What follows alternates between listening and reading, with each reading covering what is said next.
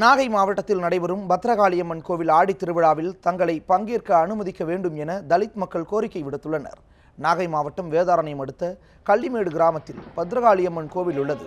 இந்த ஆண்டுக்கான ஆடித் திருவிழா ஆகஸ்ட் 8ஆம் தேதி துவங்கி 5 நாட்கள் நடைபெற உள்ளது.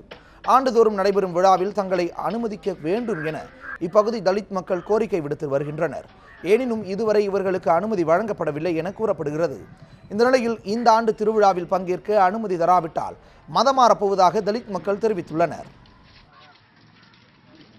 இந்த 5 நாள் திருவிழாவில் எல்லா மக்களும் மண்டா பிடிச்சுவாங்க பக்கத்து ஊரில். ஆனால் எங்கள் பழங்குடியின கிராம மக்களுக்கு மட்டும் புறக்கணிக்கிறாங்க.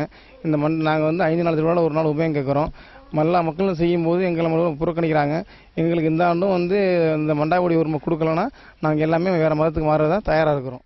நான் பல முறையாக கலெக்டர் வரைக்கும் பெட்டிஷன் கொடுத்தேன். இது வரைக்கும் ஒரு தீர்ப்பை காண முடியல. எங்கள் புள்ளிகளும் பயங்கரமான ஒரு ஆர்வத்தோடு இருக்காங்க. முன்ன போல் ஒரு புள்ளியோ இல்லை. எல்லாம் படித்து கிடிச்சு எல்லாம் வெளிநாட்டில் போகிறதுனால எங்கள் புள்ளியை நீ இந்த வயசில் 55 வயதில் உங்களுக்கு உரிமை கொடுக்கலன்னா என்ன அர்த்தாங்கன்னு எங்களை கேவலப்படுத்துகிறாங்க.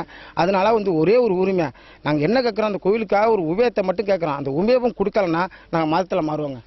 வேறு மந்தமே இல்லை, முஸ்லீமெல்லாம் மாற போகிறோம்.